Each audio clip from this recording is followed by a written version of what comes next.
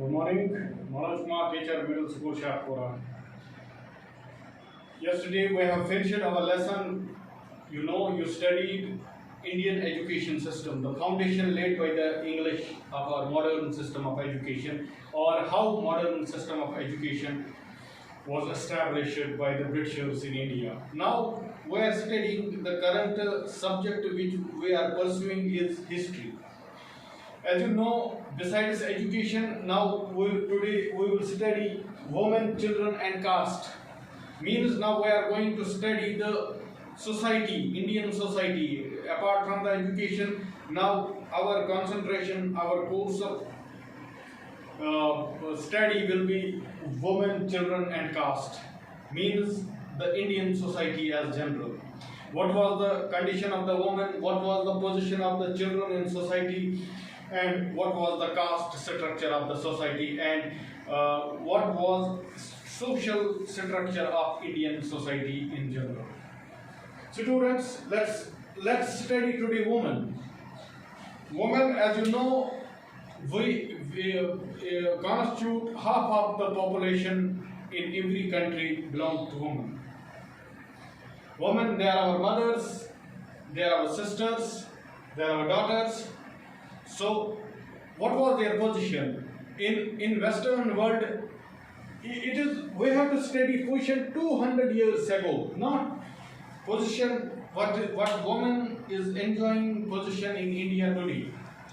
Not today. We have to go back to 200 years. We have to visualize a situation 200 years ago when English came to India, and what was the position of woman in India. How Indian society was constituted or organized, and what was the position of the woman in India. That's why English introduced a system for them. Indians were uncivilized and their education was to civilize us. So you can imagine, you can judge yourself what was their will towards the Indians. For them we were uncivilized. Keeping the position of the woman 200 ago, in India, there were many social vices which have creeped in the Indian society. At the time of the disintegration of the mighty Mughal Empire and the rising of the East India Company, India witnessed a transitory phase in history, a phase of darkness, a phase of illiteracy, a phase of all miseries. So students, India had passed a stage many times in the history, but this transitory phase when mighty Mughal Empire, which was established in India, was losing its ground, was disintegrating fast, and Britishers who were alien, who were foreigners, they were rooting the ground, and they were introducing a system which belong to the 4,000 to 3,000 kilometers away from India. So we can say that Britishers they wanted to introduce a system which was English in nature, while the mother tongue was English, whereas Indians were not ready to take this or to study the English. So we have to study, today our topic is woman. The position of woman 200 years ago in India. So I will discuss, I will tell you, I will explain you woman.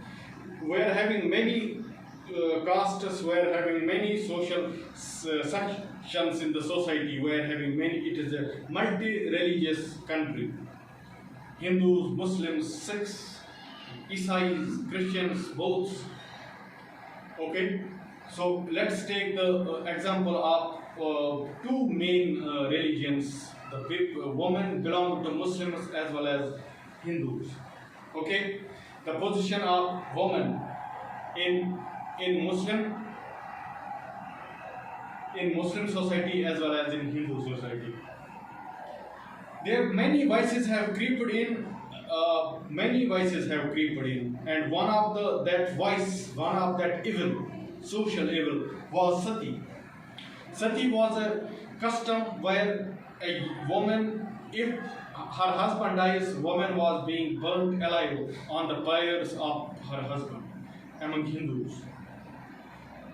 There, it was a very inhuman treatment given to the woman at that time.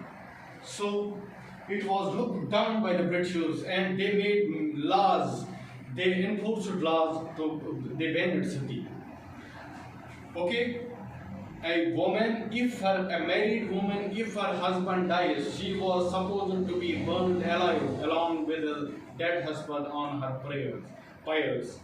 एक औरत का अगर खामद मर जाता था तो उस औरत को जिंदा जलाया जाता था चिता पे उसके हस्बैंड के साथ, उसके खामद के साथ। ये एक ऐसी इनह्यूमन प्रथा थी, ऐसा ही इनह्यूमन ट्रेडिशन था जिसके लिए रूहें कांपती थी। और जब अंग्रेज आए तो उन्होंने इसको बैन किया। Okay, then there was the purdah system among the Muslims. Purdah system, women were not allowed to go out, they were not allowed to go schools, they were not allowed to talk to strangers, they were always kept in parda, which kept them backward.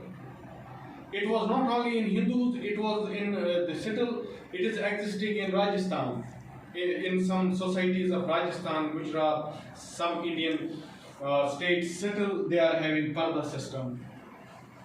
So English took it as a social vice, which restricted women from getting equal status to that of men. There was no education was not meant for them. Girls were not allowed to go to the schools, go to the pathshalas, go to the madrasas, because it was thought that they are mere showpieces of their houses and they should not come out of four walls of their houses. औरतों को घर की सजावट समझा जाता था, उनको बाहर नहीं आने दिया जाता था, उनको स्कूलों कॉलेजों में एजुकेशन नहीं दी जाती थी, जिसकी वजह से औरतों की कंडीशन बहुत खराब थी. That was very very miserable.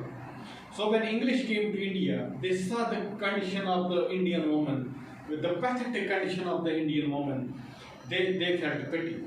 उनको बड़ा इंसाफ आ गया और उन्होंने देखा कि हिंदुस्तानी औरत की उस वक्त जो सूरत हाल थी, उस वक्त जो कंडीशन थी वो बहुत ज़्यादा ख़राब थी. न वो पढ़ सकती थी, न उसको पढ़ाया जाता था, न उसको बाहर भेजा जाता था. उसको सिर्फ घर की चार दीवारियों में एक बंद कमरों में रखा जाता था.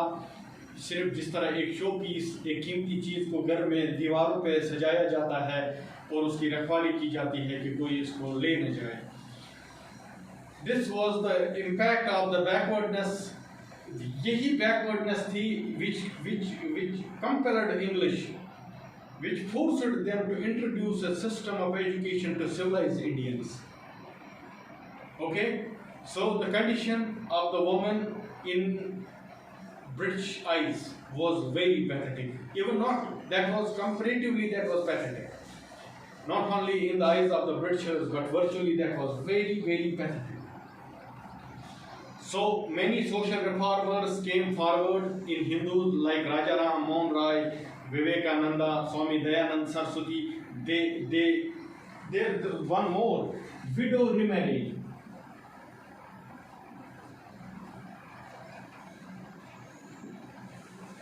Was banned. No widow among Hindus was allowed to remarry, despite her age. No, it was banned completely. Child marriages were there and widow remarriages. But social reformers came, many social reformers. Amongst them was Rajaram Mohan Rai, who took the plight of the woman, Indian woman, and was able to lay the foundation of the Brahmo Samaj. He was the first to made a social organization which was called Brahmo Samaj, and its main aim was to encourage widow remarriage, to ban child marriage. And with the help of the East India Company or with the help of the British Parliament, he was able to enact many legislations which banned child marriage, which encouraged widow remarriage, and which completely banned this sati. Sati was completely banned in British India. So after this banning, this vice, the very inhuman vice, got vanished from the society. Now it is only a history. Thank you very much.